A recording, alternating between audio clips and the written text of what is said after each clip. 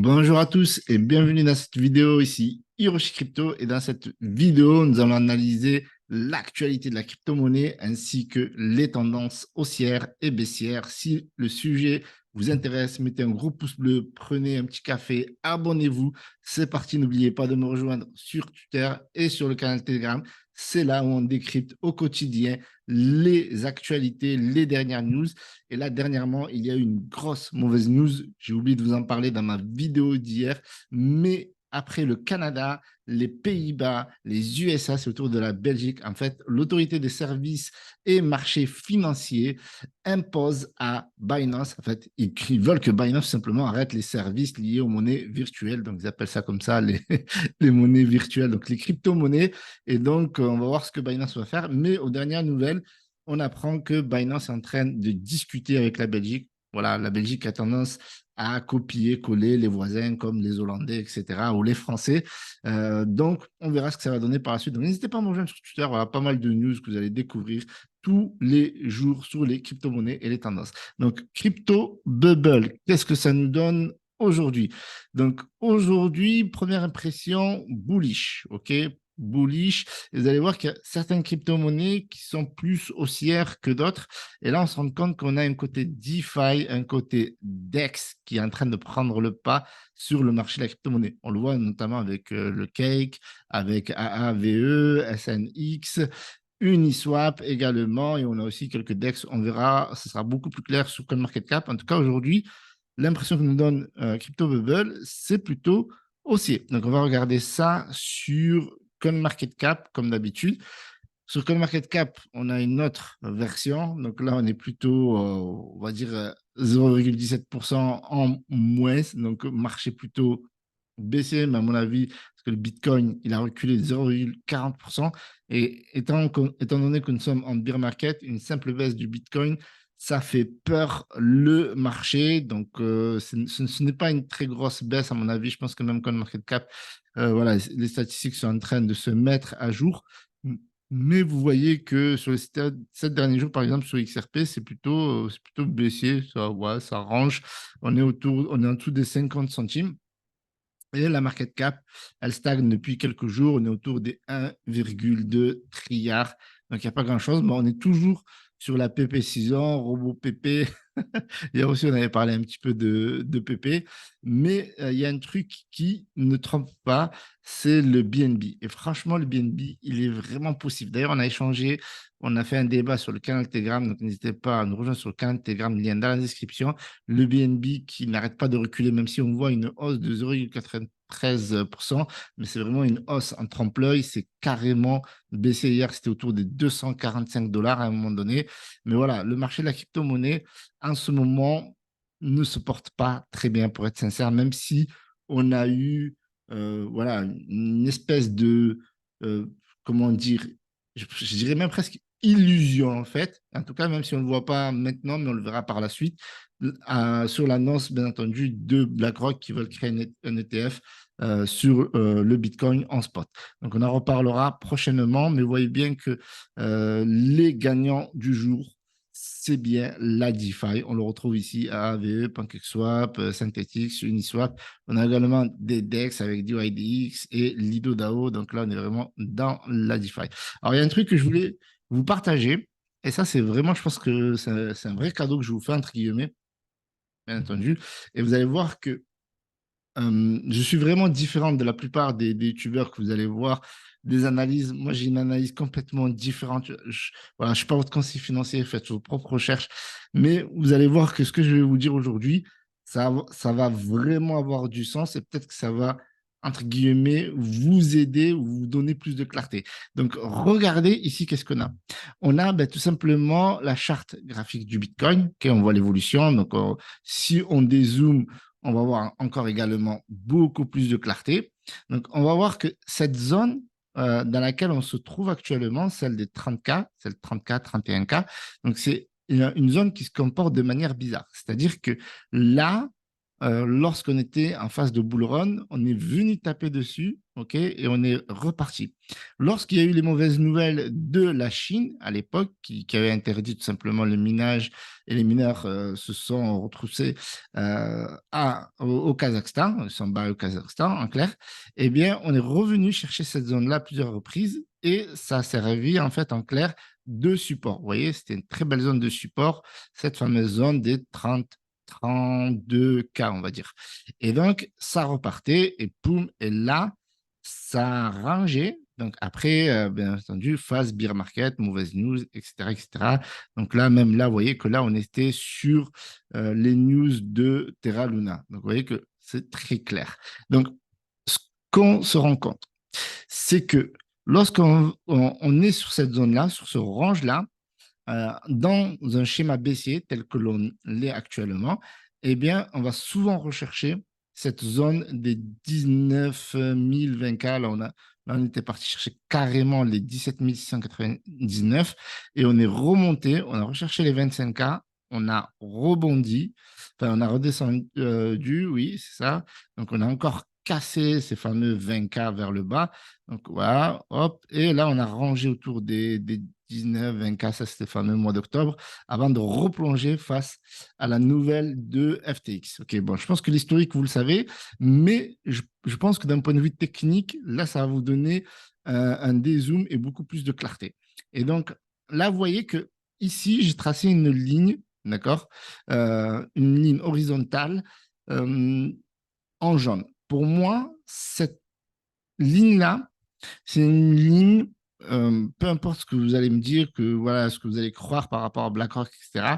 Je pense que c'est une ligne qu'on pourrait rechercher prochainement et je l'appelais la ligne d'or. C'est pour ça que je l'ai mis en jaune.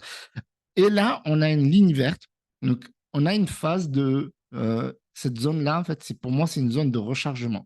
J'aimerais dire ici, entre 20 000 et même, on pourrait chercher même cette zone-là, 22 000, et bien là, on a une zone un petit peu de rechargement pour moi. Là, cette zone-là, cette partie-là, c'est une zone vraiment de rechargement.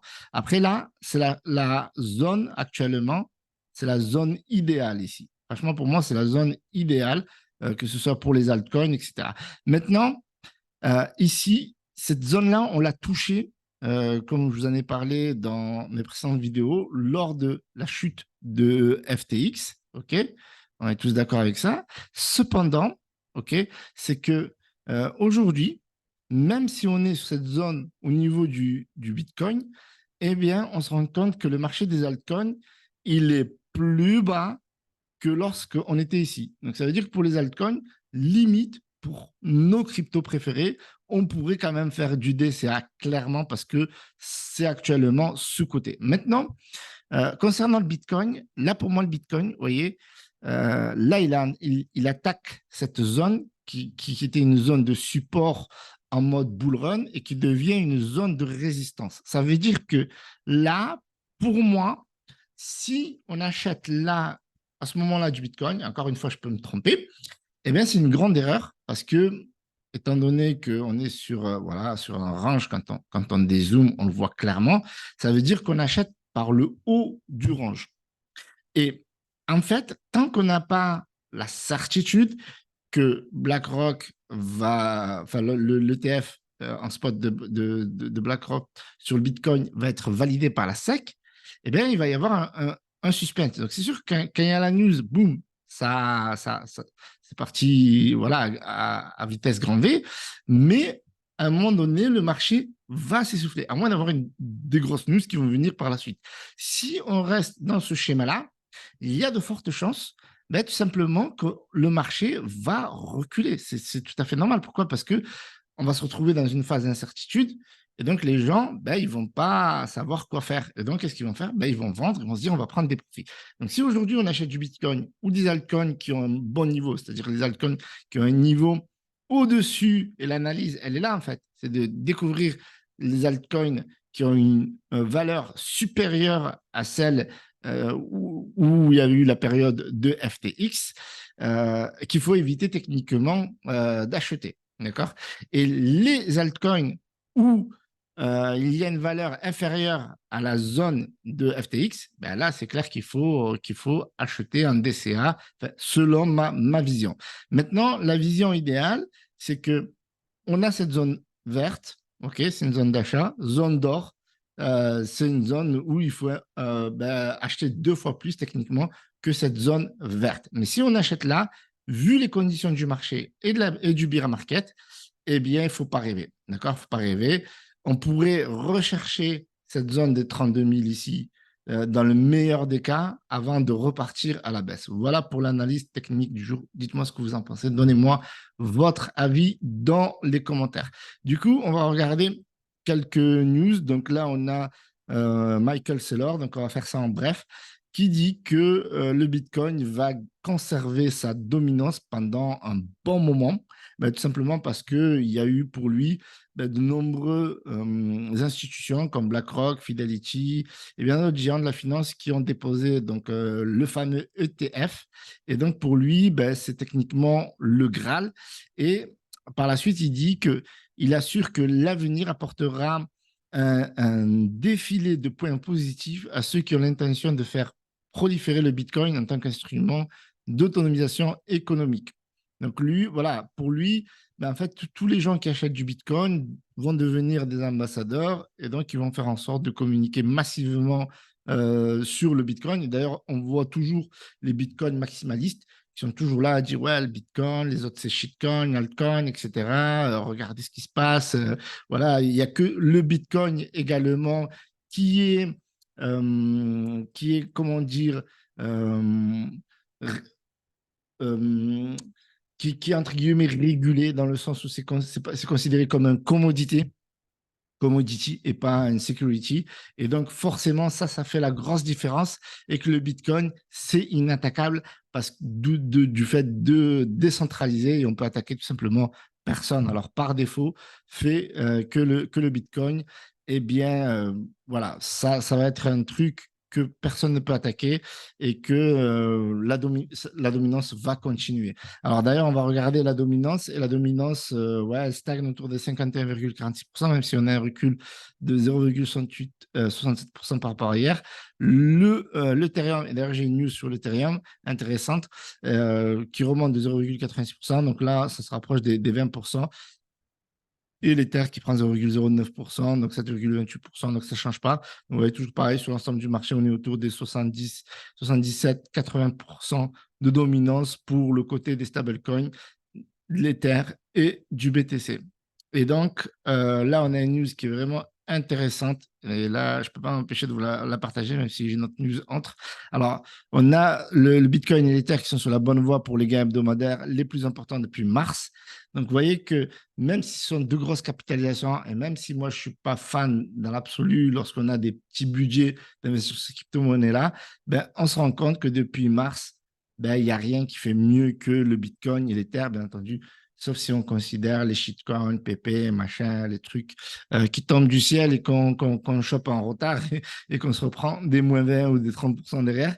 Mais là, il y a une grosse news, c'est l'Ether emboîte le pas et n'a toujours pas enregistré de mois perdant pour l'année. Et ça, c'est une dinguerie parce que, en fait, il n'y a eu aucun mois négatif pour l'Ether. Bien entendu, c'est une source de Coindesk. C'est certainement à vérifier. Mais vous voyez que le Bitcoin et l'Ether, c'est de grosses capitalisations, première, deuxième, qui prennent plus de 70% du marché à eux deux. Ceci étant dit, ça reste des crypto-monnaies qui ont été rentables et qui sont rentables depuis le mois de janvier. À contrario de nombreuses crypto-monnaies voilà, qu'on a vues, comme Solana, Cardano, Matic aussi, qui a perdu beaucoup depuis la chute de FTX, etc., et qui font des mises à jour. Matic, c'est une crypto-monnaie à méditer, bien entendu. Donc, du coup, on va s'attaquer à la dernière news. Donc, c'est une simple news, en fait, rapide. Shiba Inu, le burn continue, il continue à bosser. Donc là, il y a eu une augmentation du burn de 1077%. Sur les dernières 24 heures, il y a eu 364 millions de SHIB burn. Il y a eu une transaction très élevée de 91 698 204 SHIB qui a été envoyée directement dans le wallet d'Ed.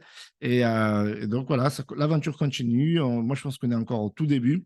Donc, il est reparti aussi ces derniers jours. Donc, aujourd'hui, j'ai pas trop fait attention. Donc, ouais, aujourd'hui, 0,34% de baisse. Donc, mais sur l'ensemble des 7 derniers jours, ça reste aussi concernant le Shiba Inu. Voilà pour les nouvelles, voilà pour les tendances.